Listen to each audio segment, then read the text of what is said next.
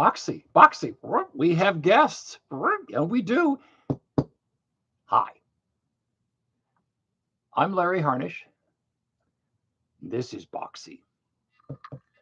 Boxy is the Los Angeles County District Attorney's files in the Black Dahlia case. Aren't you, Boxy? Now, this month, this is only George Hodel questions. No Black Dahlia questions except as they relate to George Hodel.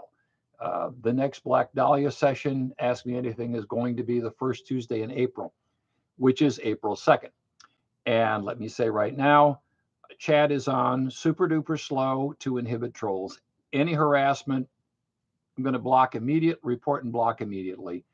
And folks, don't be shy. Hey, don't be shy about reporting harassment, reporting trolls. Just go right ahead for it. Now, who am I? If you're new, I have been fact checking Steve Hodel for 20 plus years, ever since publication of Black Dahlia Avenger in 2023. Now, I don't know everything Steve Hodel says. I haven't read all of his books. I have read the OG Black Dahlia Avenger, the original. I have listened to a bunch of his podcasts. I have Most Evil. I have the paperback. So I have a working knowledge, but Steve continually comes up with new books and new clues. So I can't pretend to be on top of everything because with Steve, it's a 24/7 obsession. Steve never rests in trying to portray his father as an evil genius and serial killer. So, and let me point out before we go any further, Steve Hodel lies. He lies all the time. He lies about absolutely everything. The average person who doesn't know anything about the legal profession, law enforcement, the Black Dahlia case, how the court system works, how the jury system works, you can't imagine, you really cannot imagine how much Steve Hodel lies. Let me give you a couple of examples here. Steve likes to say that he remembers the glittery swank cocktail parties at the Sowden house when he was 7 or 8. No, he doesn't remember that. That's made up. Steve's parents were divorced. He and his brothers were living with his mom, and his childhood was not glittery cocktail parties at the Sowden house with a who's who of Hollywood. That is Steve Hodel's parallel universe. None of that really happened. Steve also and I've done an entire video on how Steve Hodel lies. I don't want to spend a lot of time on it, but just the basics. Steve likes to cite the transcripts here in Boxy of the bug of his father's house. And he will misrepresent these things incredibly, what's in here. At one point, a technician says, I'm having trouble with one of the reels. And Steve will take that and turn it into his father saying, I'm in trouble. No, that never happened. That is total Steve Hodel fiction. And again, I have a complete short video on how Steve Hodel lies, just so you know. So I don't want to spend a lot of time on it here, but again, we will come into this again and again and again, just how much he lies. You cannot take anything he says at face value. Nothing. Now I want to cover two things before I open this up to questions. This is going to be a fun session. Fun for me anyway. I hope it's fun for you. It's definitely one of the more weird, bizarre aspects of Steve Hodel's claims about the Black Dahlia case and about claims about the Black Dahlia case in general. And that is the murder of Suzanne Degnan in 1946 and whether it is related to the murder of Elizabeth Short in 1947. And I'm not going to spend a lot of time on the murder of Suzanne Degnan. Very quickly, thumbnail sketch. Suzanne Degnan was a little girl who was kidnapped from her bedroom in the middle of the night. She was killed. Her body was dismembered and hidden in storm drains in the Chicago area near the house. And there was the Chicago police, being the Chicago police, arrested the wrong person and roughed them up and earned themselves a police brutality lawsuit. They eventually got a guy named William Hirons, who was 17 years old, and he was a very smart guy, but some problems. He was generally a burglar. Anyway, the upshot of all of the William Hirons stuff is there was a message written on the wall that was, let's see, how did it go? For heaven's sake, catch me before I kill more. I cannot control myself. Okay. He confessed. There's a lot of complaints. So, well, Hirons didn't get a trial. No, if you confess, you don't get a trial. That's how the legal system works. So people who complain that Hirons never got a trial, that's why. Now, you've got, those are the broadest possible outlines. Suzanne Degnan, little girl who was killed, dismembered, and the guy who was found guilty, the guy who was, I want to say convicted, went to prison for it, William Hirons. Now, this is where it gets fun. You ready? Oh, this is going to be so fun. Meet Jack Pico. Jack Pico, how am I going to do this? Jack Pico was a guy who wrote me, oh dear, I dropped some of Jack Pico's stuff on the floor. Jack Pico wrote me tons and tons of mail. So much, like, this is all Jack Pico mail. And if you can see it carefully, you can see that it says, I don't know. That's my, there it is, Jack Pico. Okay. Why am I talking about Jack Pico? Because Jack Pico, and I will, you don't know his work, but you don't know him, but you know his work. His real name was John Frederick Kohne. God, there's this stuff is just everywhere. Anyway, you don't know him, but you know his work. He had a website. This is his self-published book, and he had a website. I am not going to tell you what it is because it died. It is defunct, but it has been taken over by a malware outlet. And so if you go to his website that I'm not naming, you will now get infected with malware. So I'm not telling you what it is. But what Jack Pico did in his voluminous writing is Jack Pico decided, this will sound familiar. Jack Pico decided that there were, hold on to your head so it doesn't explode. Jack Pico decided that there were hidden messages in all the crackpot mail that was sent to the newspapers and the police in the Black Dahlia killing. And from these secret messages that he decoded, decrypted, whatever, he got the name Ed Burns. Yeah. And if you have been around the Dahlia case for a while, you may have heard the name Ed Burns. For a while, Ed Burns was really a hot suspect among the keyboard commandos and the junior crime stoppers. And Ed Burns is not an unusual name, kind of common.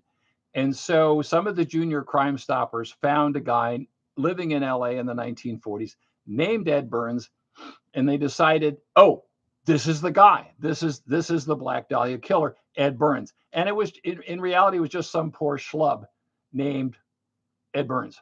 Had nothing to do with the Black Dahlia case. But that was Jack Pico. Now, the other thing that he did a bunch of stuff. He photoshopped images, and I can't find any quickly. He photoshopped some really weird images of Elizabeth Short. They're very crude. They're very bizarre.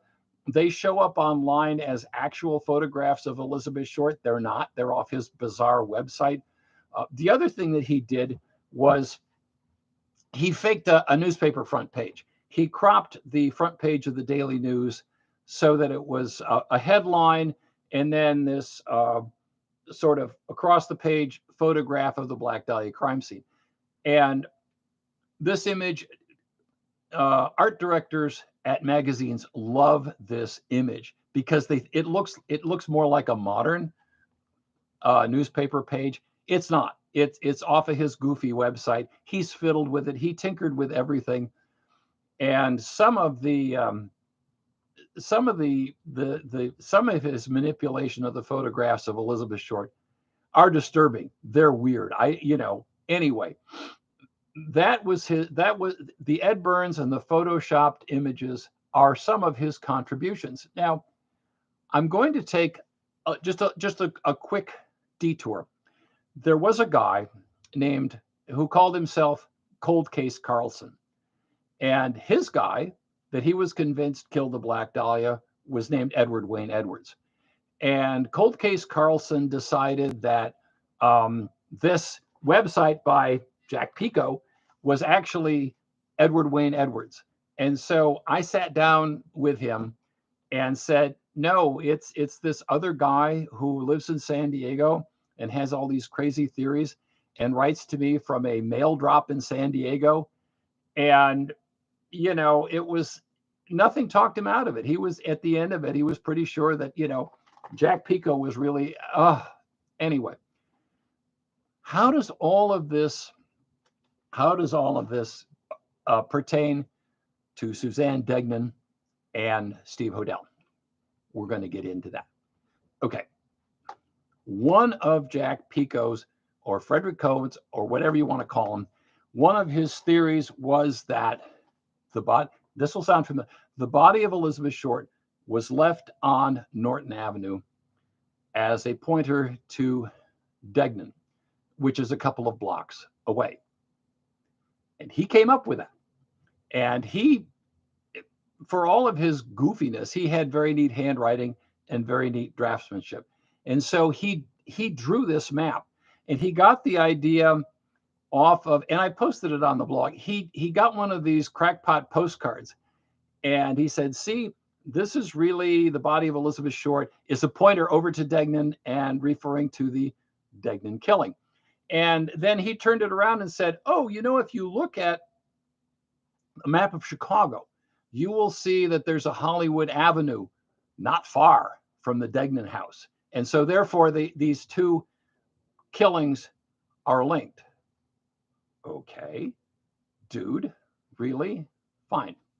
So where this comes, if all of this sounds familiar, it is because as crackpot and loony as this idea is, Steve Hodel stole it. And when you listen to him talk about the case on his podcast, he will change the story around. He never says that Elizabeth Short body was found on Norton Avenue. He will say it was left off Degnan, and it's a couple of blocks off Degnan. But Steve has 100% gone whole hog into this crazy idea that his father was leaving clues on maps to taunt the police. And how does he explain that his dad, the super genius, left Elizabeth Short's body? He meant to leave it on Degnan. This is Steve talking. He meant to leave it on Degnan, but his dad, the super genius with an IQ of 5 zillion, made a wrong turn and went on Norton when he meant to go on Degnan. And no, Steve stole this entire idea. It is totally lifted from Jack Pico. Absolutely all of it. He stole all of it. Doesn't credit. Poor Jack Pico. No respect for Jack Pico. I actually wrote to this guy and I said, your messages, they need to have a unique solution. You can't just say, oh, well, this is an abbreviation. Anyway, but Steve stole the idea that these murders were related. And he has gone a step further. Remember how I said the parallel is that there's a Hollywood Avenue in Chicago, near the home of Suzanne Degnan, and Elizabeth Short's body was left near, if you consider a couple of blocks near Degnan, and therefore, and Steve will take that one step further in his map madness. He will say, yes, the body of Jean French. Okay, Jean French is another murder that occurred in Los Angeles in February of 47, about a month after Elizabeth Short was killed. And he will say, well, the body of Jean French was left on Mountain View. And that was a pointer to the Mountain View Cemetery where Elizabeth Short was buried. Now, no, her body was left on Grandview. And Steve will say, oh, no, that was just a mistake. That it was really left on Mountain View. No, I have the inquest from the Jean French case. It says right there, Grandview. But Steve has come up with all this bizarre map stuff. It is just wild. Anyway, Steve has gone really in a lot of depth about how the Degnan and Elizabeth Short murders are related, and it was just the same. Of course, they're not the same at all.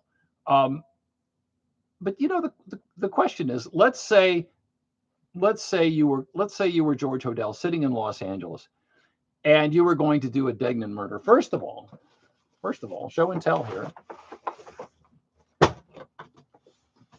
Here's a 1946 phone book from Los Angeles. You think there are people named Degnan living in LA? Yeah.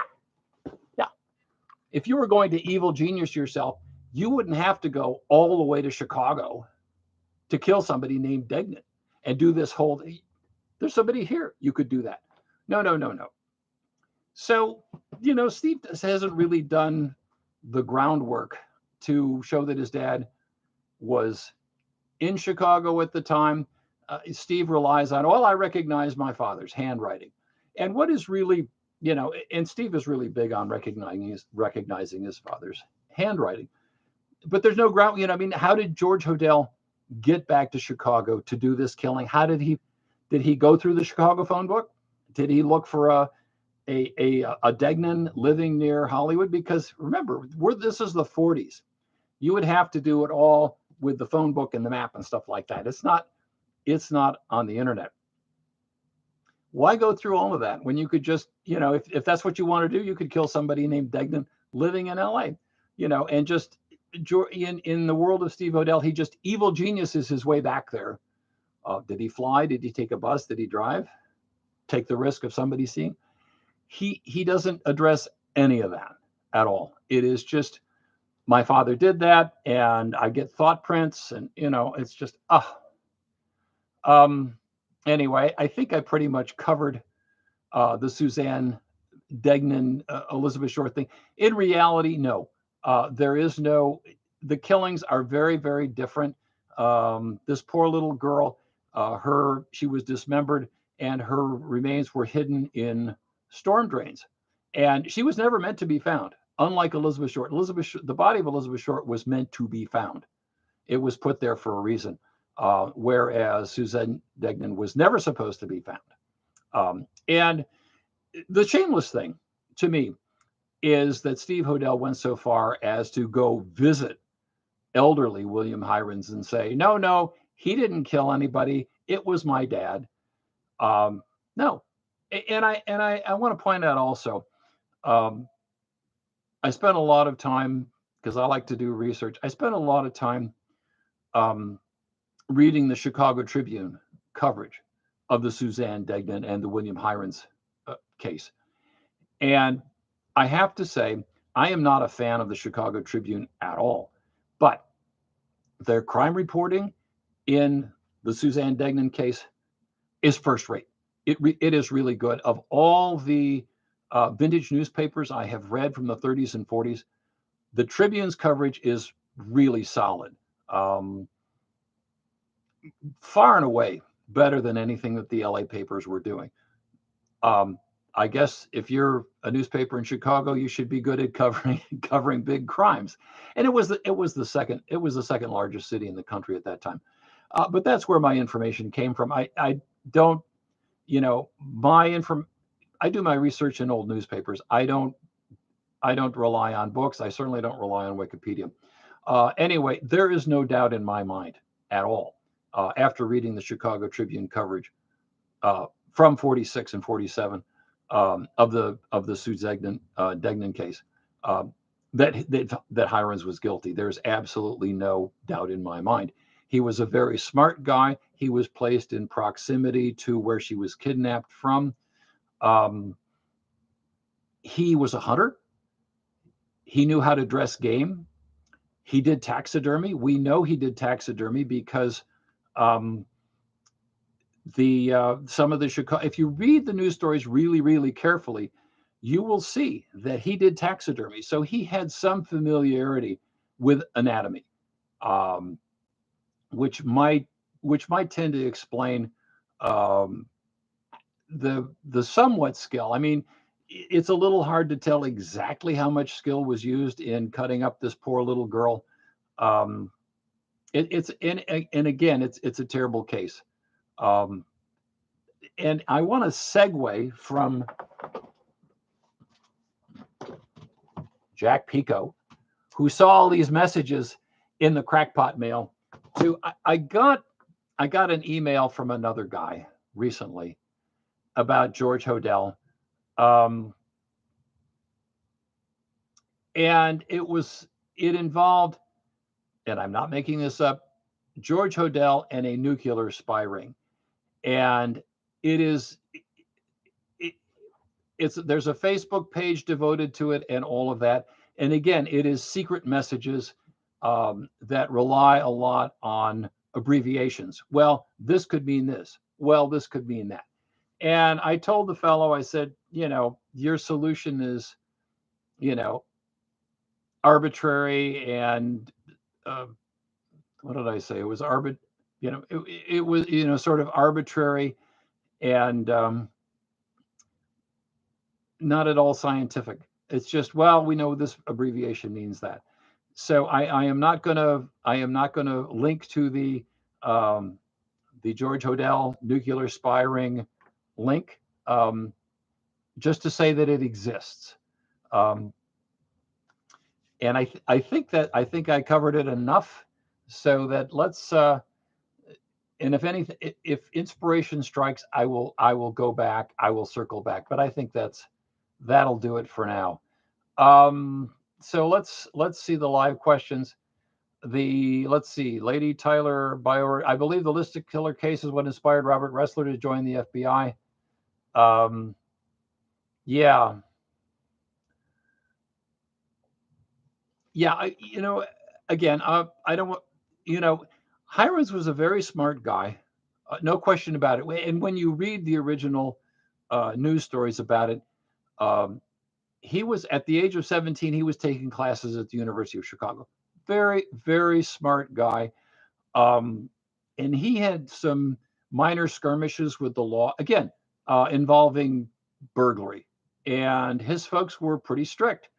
So apparently, what he was doing was he had all this stuff that he had stolen in burglaries, and he was stashing them all over the Chicago area in lockers that were intended for people taking the L, or train passengers or stuff like that.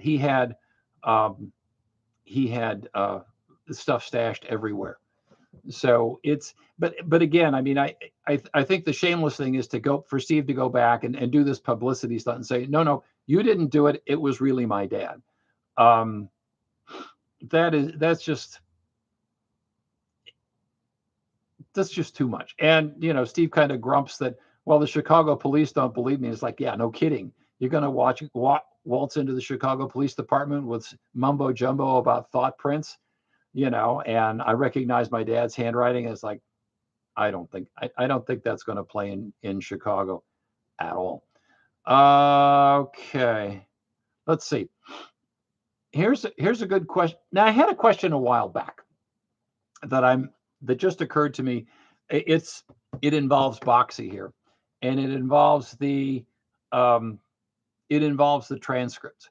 And the question was, are the transcripts verbatim, or are they guys listening with headphones and writing down what he says. And they are generally, they've got a wire recording going. Steve says tape. You can't break him of the habit. It is a wire recorder. This was the late 40s. Tape recording really hadn't taken off at that point. It was a wire recorder. It used, before magnetic tape, they used wire. And what it was guys listening apparently with headphones to whatever was going on in the Souden house and writing it down. Hodel says this, Hodel says that. And that apparently is what was going on. It's sort of, because you get this commentary, which is really amusing. When George Hodel goes to the bathroom, I think one of the microphones must have been in the bathroom, because there's a lot of commentary about George Hodel going to the bathroom and whether it's noisy and that kind of thing. George Hodel was a smart man. He knew he was bugged, and so he turned up the radio quite a bit. And so there's this commentary among the cops who are listening to the microphones in the Souden house. Hodel is listening to Chinese music. It's worse than the Mexican music. So, I mean, there's that kind of, there is that kind of stuff. Steve has to manipulate it a lot to get it into anything that implicates his dad at all, which Steve does. Anything negative about his dad, Steve will play up. Anything that isn't, just gets sort of, swept under the rug. Okay.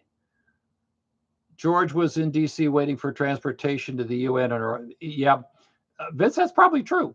I mean, Steve is very, and again, it's like, how did George Hodel get back to Chicago?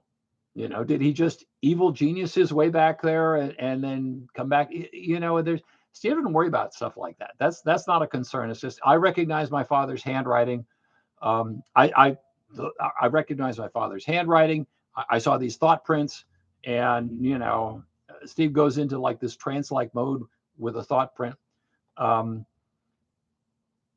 Eugene, Eugene, it's amazing. I got almost exactly that question from somebody else. The question is it true that George Hodel was already in college when he was only 16 and he got one of his teachers pregnant? That's kind of sort of true. Again, you cannot take anything Steve Hodel says at his word. You can't believe him at all. And so anything you have to do, you have to verify independently. And so what do we know for sure? What can we verify independently? Well, we know that George Hodel was in high school, South Pasadena High School, and graduated in the spring of 1923. And my recollection is he was born in 1907, but I forget when exactly, if it was late in the year or not. But he would have either been 15 or 16 when he graduated from South Pasadena High School. He's in the student roster for Caltech, the fall of 1923, spring of 24. He is listed as being a student in general education at Caltech. That's online, that you can find. He does not appear in the Caltech register of students for 1924-25. He's not there. So it's only 1 year that he was apparently, as far as we can independently verify, apparently he was only at Caltech for 1 year. Now, Steve's story is that George had an affair with a professor's wife, and she got pregnant, and she left, and he followed her back to the East Coast somewhere or other, and I want to marry you, George, you're a child yourself. And she had a little girl whom she named Folly. That's all very nebulous. That is all of that is very nebulous and pretty much impossible to independently verify. I have spent a long time on Ancestry.com looking for little girls named Folly. It's not a common name. Folly is not a common girl's name. And recently, recently being within the last year or two, Steve posted, hey, you know, this story about this professor's wife that my dad had an affair with. Well, I'm not sure it was a professor's wife. I'm not sure it was a professor. It could have been one of his friends. Does anybody know? Maybe it was just one of his friends. Maybe it was one of these guys. Because the one thing we do find in the George Hodel timeline is in 1925, he does this early magazine where it's called, I think it's called Fantasia. It's a very rare magazine. There's a copy in special collections at UC Riverside. If you want to go out to UC Riverside and look at it in special collections, it is there. I have been there. I have made the trek. I have copied, I copied it. But that is the January 1925 issue. And after that, George Hodel kind of goes off the radar for a couple of years until he shows up in San Francisco. And while we are talking about George Hodel in San Francisco, one of the many claims is that George Hodel never married wife. I think it was wife number one. Oh, they were never married. There was a son from that named Duncan. And there was a lot of bad blood between Duncan Hodel and Steve Hodel over Black Dahlia Avenger, to the point that Duncan stopped talking to Steve. Duncan was one of the main witnesses for George Hodel at the trial where Tamar Hodel had made allegations against George. And so there's a lot of bad blood between Duncan and Steve, to the point that I think where Steve says, oh, they were never married. And when you go to Wikipedia, of course, Wikipedia says, well, they were never legally married. That was a common law marriage. Okay. Common law marriage isn't recognized in California. Okay, so that's a big no. Every record, the census records, the voter registrations, anything like that, they were husband and wife, period. That is just Steve kind of giving it to Duncan over their little petty jealousy. Anyway, so George really drops off the radar at that point. Steve will say, oh, well, my dad, worked for the LA Record. There's no George Hodel bylines in the LA Record. To be clear, newspapers didn't generally in that era didn't give people bylines. So we don't, there's really nothing to show that George Hodel ever wrote for the LA Record. It's all online. You can check for it. I have gone through the LA Record looking for stories by George Hodel, and you just don't find any. And again, it is part of Steve Hodel's massive inflation, his massive he will say he was a reporter and columnist. I think it was for the Oakland Tribune. It's like, no, he and one of his, I guess it was wife number one, they did a series of travel stories. Like, okay, but instead of writing about Paris or Berlin or Rome, let's write a story about San Francisco, as if, but you live here, but you're writing it. And so that's kind of what they're like. It's sort of little light features that ran on Sunday about different attractions in San Francisco. And they're all online. I've got them all. But it is absolutely a lie to say that he was a reporter and a columnist for, I forget which paper it was. I think it was the Oakland Tribune, maybe. Anyway, it's like, no, none of that's true. Absolutely not a word of that's true. He did some freelance feature stories, and that is it. And it was a dual byline with his wife. So, okay. Let me go on to what are the submitted questions here. Let's see. George Hodel may not have been a serial killer, but he was definitely a serial polygamist. Why would someone with such a rich and varied sex life have risked the gas chamber obsessively pursuing one woman? Good question. I don't know if he was a polygamist. I mean, George Hodel liked to get married. George Hodel was married a lot. He had a lot of kids, and he didn't seem real interested in taking care of any of his kids, of really being a dad, um, for whatever reason. And I will fault, if I have to fault George Hodel for anything, it is being a lousy dad to Steve and his brothers. Steve and his brothers, as I've said before, lived with the mom. The mom was a drunk, and kept neglecting the three boys. And eventually, she kept getting arrested, and she finally went to jail for neglecting Steve and his brothers. So that is the real childhood of Steve Hodel. Um, but you know, George liked to get married. He was married multiple times. It's really hard to keep track of how many times he was married. It was a lot. Um, but why would he have obsessively pursued one woman? I don't think so. I don't think that was his thing. Um, it's a lot of what Steve says is just so goofball. Um, I mean, like Gene Spangler. Okay, George Hodel is busted on this bogus sex case with Tamar, and in order to, he has to, in the parallel world of Steve Hodel, George Hodel has to bail out immediately so he can go kill Gene Spangler.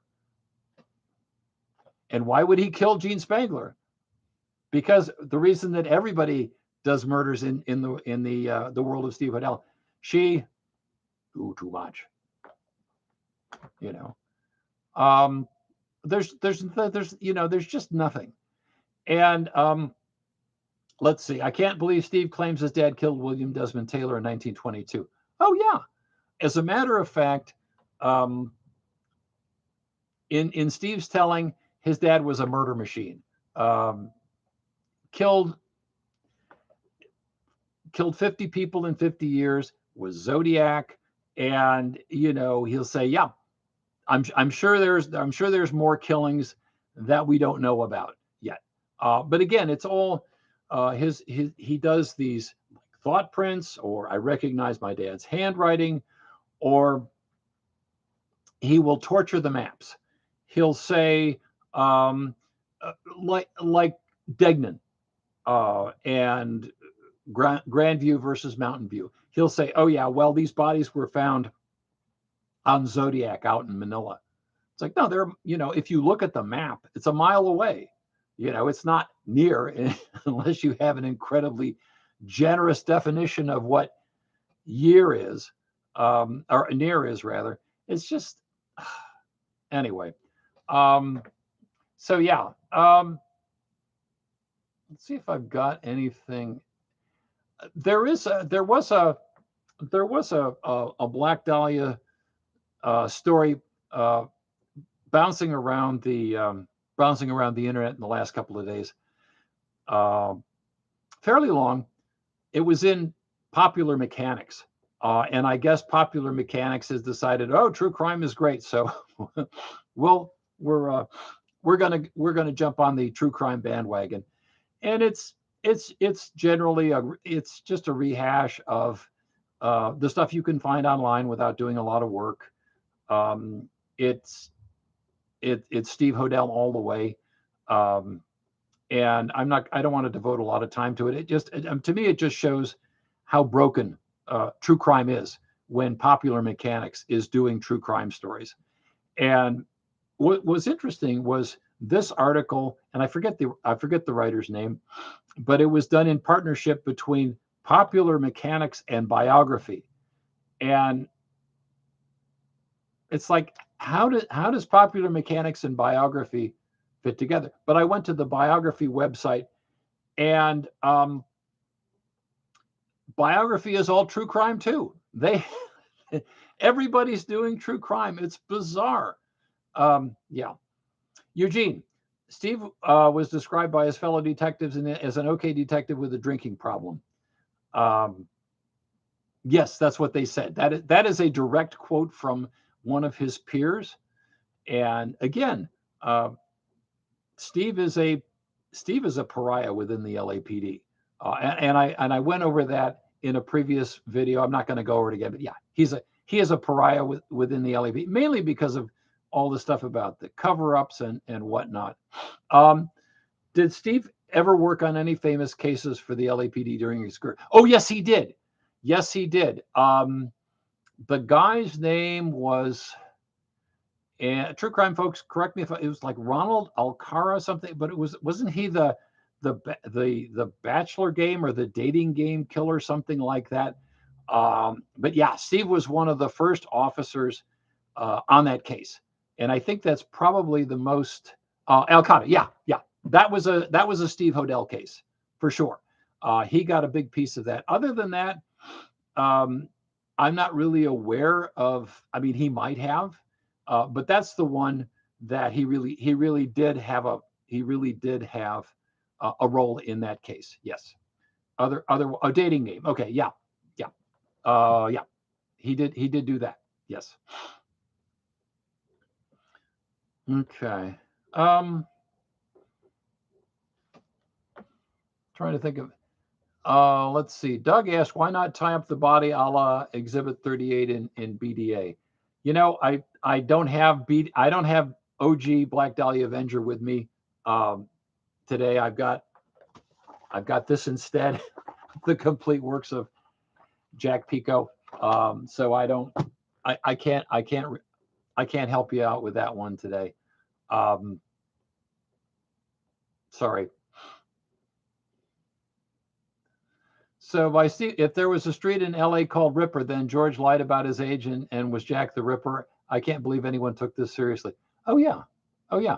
And you know, somebody referred to this article that Joanna Elatar did on the Black Dahlia case for the anniversary, and it ended up with a love letter to Steve Hodel. I've known Joanna I got to know her at least 20 years ago. At that time, she was a rare book dealer or a book. She was selling books online, and that's how I got to know her. I bought a kind of an unusual book on Los Angeles, and I don't even remember what it was. And I hadn't heard from her for a long, long time. And then she contacted me and said, "Hey, how are you? What's going on?" And she said, "Can I interview you about the Black Dahlia case?" And I said, "I don't give interviews anymore. Sorry, I do not do Black Dahlia interviews anymore. I am done." And so she went ahead and wrote this, and I'm so glad I didn't talk to her, because like everything else, it is 100% a love letter to Steve Hodel. Anyway, Boris, the William Desmond Taylor thing, I'm not even sure that's the earliest one that Steve claims. He's got this.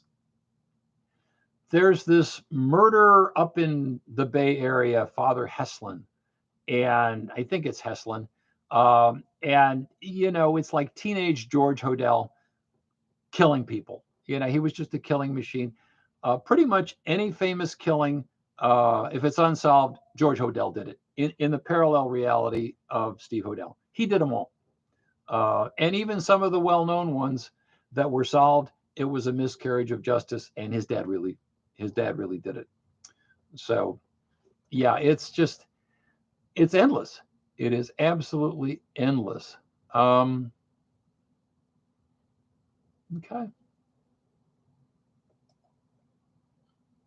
Colma Priest. Yeah. Yeah. That is the Father Heslin. And Steve has an enabler named Luigi Warren, or he calls himself Luigi Warren. And Luigi has posted, oh my God, it's a Twitter thread approaching 100 of how George Hodel was all involved with Heslin and Father Heslin, and I'm not going to get into that case. It really is on the fringes of what I know about or care about. It's just ridiculous. You know, I mean, Steve has this incredible need to keep attaching his dad to more and more and more and more killings, and it's a fantasy. It's just not real. So anyway, as I said, you know, if George wanted to do this thing where it was the Suzanne, a Degnan case, and then he could have killed somebody in Los Angeles named Degnan. He could have done that. He didn't. He never killed anybody. Um, you know. All right. Any more questions? Let me check over here on Instagram. Thank you for doing all of this research and working to undo the damage done by the Hodel family. Well, you're welcome. And I should point out that there's a lot of bad blood in the Hodel family. I referred to the falling out between Duncan Hodel and Steve. The Philippine branch of the Hodel family, they hate Steve. I mean, it's just flat out. They really hate Steve. That is not their memory of George Hodel at all. So yeah, there's a lot of bad blood, and even Tamar was pretty upset with Steve over some of the things that he said in Black Dahlia Avenger, the OG. So it's not all sweetness and light in the Hodel world. But I without belaboring the point, I will say that lying about George Hodel that's the family business. My best take is that all the Hodel kids decided that George was loaded with money and that he was going to leave them a fortune when he died. That didn't happen. I mean, they had a lot of, George Hodel had a lot of kids. So even if he had a lot of money, he couldn't, he would not be able to leave all of them a fortune. That just wasn't going to happen. He had too many kids. So I think certain of them decided, well, Dad didn't leave me any money. I'm just going to cash in on him. Okay. Any other questions, comments, what have you? I realize I have chat on super slow, but again, I keep getting trolls. So I need to keep the chat on really, really slow. How powerful was George Hodel in LA? Not at all. Not at all. No. That the George Hodel, the evil genius living in the weird Hollywood house and running the city. No. Totally made up. That's Steve Hodel's parallel reality. George Hodel was just a guy who went about his job and tried to do. He ran a clinic for poor people. He ran a clinic that mainly treated poor Black people during World War II. So that really is that's really who he was. He was he wanted to be. He had sort of artsy pretensions, but really didn't have any talent. So he liked to be around artsy people. He liked sex. He didn't like, and he didn't like being a dad. But in terms of killing anybody, no. And powerful and involved with the movers and shakers, no, definitely not. No, that's all Steve Hodel fantasy. And the whole idea that he was treating all the powerful elite in LA for VD, no. If you took a look at the powerful elite in LA in the 1940s, you would say these are not the kind of guys who are going to get VD. No. It's like, no, that ain't going to happen. Let's see. Has the Man Ray estate ever considered suing for libel, claiming his work inspired a serial killer? Sure, it sounds like libel. Well, you can't libel a dead person. So dead people have no reputation. You cannot libel them.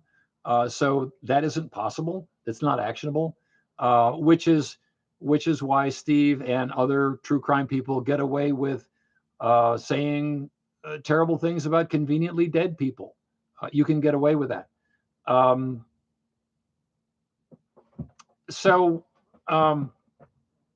Yeah, that's it. And the Man Ray estate doesn't really seem to be interested in that sort of thing anyway.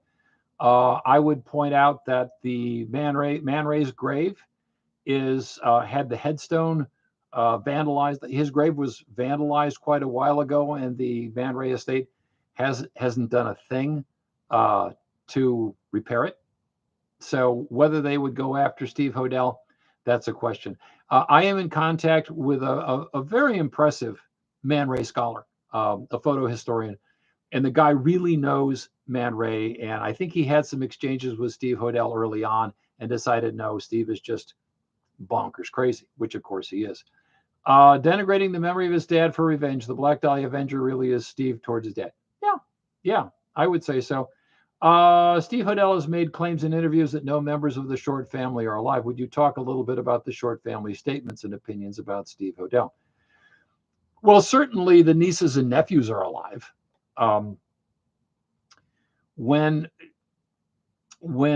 I began researching the Black Dahlia case, I was mainly in touch with Elizabeth Short's two younger sisters.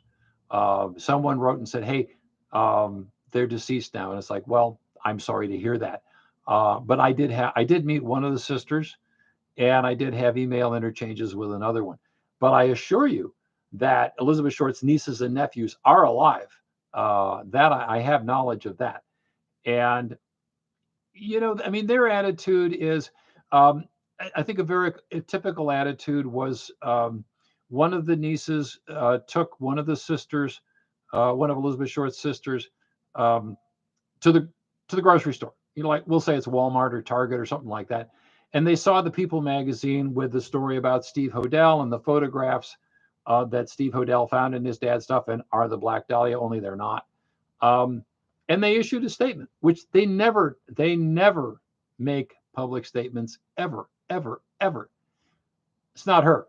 Absolutely not. That's what they say. I think the attitude now is just every time, it's just as far as the Short family is concerned, to the best that I know about them, they want it to go away. They want people to stop exploiting their tragedy, stop making money off of their grief. That's what they want. And so, as far as they are concerned, Steve Hodel is just another self-promoting fast buck artist. And I would say that's about it. Yeah. Has the Sexton family made public comments regarding Steve's claims? I heard from members of the Sexton family years ago, and I'm not sure they ever went on the record publicly.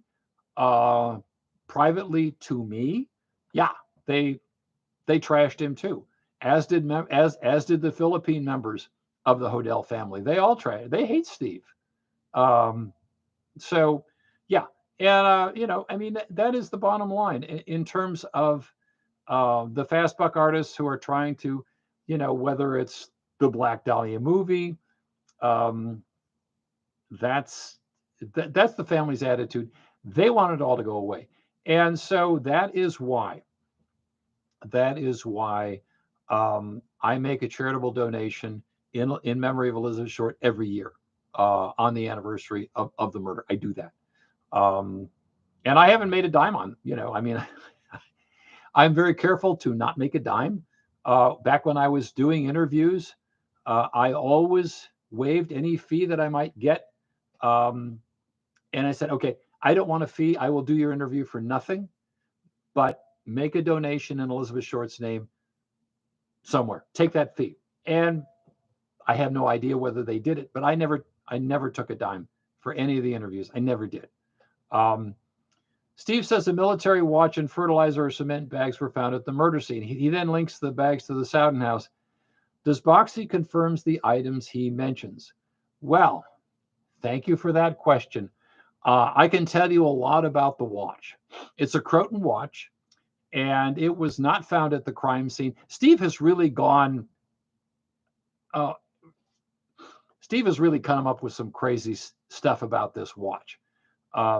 The reality is that there was a young man who was interested in the Black Dahlia case, and he was poking around in a park or a grassy area about 100 yards from the Black Dahlia crime scene, from the crime scene on Norton Avenue. He was, I forget what the exact, I mean, I have it because he was written up in the paper. But this guy found a rusty old watch about 100 yards, we'll say, from the crime scene. He went to the cops. He said, "Hey, I found this rusty old watch." And the cops go, "Yeah, kid. Okay, thanks." And I think the kid gave the watch to the cops, and maybe that was the end of it. Now, how that has been transformed over the years is Steve took that story and he'll say, "Well, my dad's watch was found, at the crime scene, or it was found near the body." And in his last iteration that I've heard is that his watch, this Croton watch, was found in Elizabeth Short's body. And it's like, no, that is absurd. No. Steve says that he never gets challenged by anybody. That is not in here. There is the Elizabeth Short's autopsy report is in Boxy. There's a couple of different versions of her autopsy report, her medical examiner's report. There's one that's in the inquest that's incomplete for various reasons. There's one in the LAPD summary on the case, and there is another one that's unconfirmed that's in Daddy Was the Black Dahlia Killer. They're all slightly different. None of them are verbatim. They all differ a little bit. The one that's the most official is the one that was read into the record at the inquest. And unfortunately, it is incomplete because I have to start watching my time because Instagram cuts off in an hour. So Instagram folks, I'm gonna lose you in about a minute. But the medical examiner, Frederick Newbar, was detailing there's this cut and this scratch and blah blah blah. And so the deputy coroner, and the inquest is like a little trial where you have a jury and there's witnesses who are sworn in and all that kind of thing. Anyway, Frederick Newbar is reading his entire report into the inquest, and the deputy coroner says, "This is really repetitious. Can you just say why she died?" And so Newbar skips a whole bunch of stuff and says, "Yeah, this is why she died." Okay, Instagram people, I am going to lose you because our hour is up, and if I don't stop now, the video will get eaten up. Yes, end video. Okay. So Bumpy. So that is that. The LAPD summary, which is in Boxy, has a little bit more information, but again, there is absolutely nothing about this rusty old watch that this kid found 100 yards away. There's absolutely zero. Now, what Steve also says is there were cement bags. And what do you know? There was cement bags. They had cement work done at the Soudan House. And so therefore, they have to be the same cement bags. And when you read the inquest says they found cement bags. That's what the inquest says. Yes. And that's what was reported in the newspapers. They were reported as cement bags were found. Presumably, in a city like Los Angeles, more than, there was somebody else in the city of LA doing work with concrete besides George Hodel, presumably. But, it's, no, the only thing, the short answer is there's nothing in here about the military watch. There's a reference to the cement bags in the inquest. One of the detectives testifying at the inquest says, "Yeah, cement bag," and that's it. That's all there is. So, and we are coming up on 11 o'clock. It's been fun. So I think we'll wrap it up here. It's been great as always. Thanks for stopping by, and I will do one in April. Let's see, what is April 16th, which is the third Tuesday in April. So I'll see you then. Thanks for coming by, everybody. Have a great month. Bye-bye.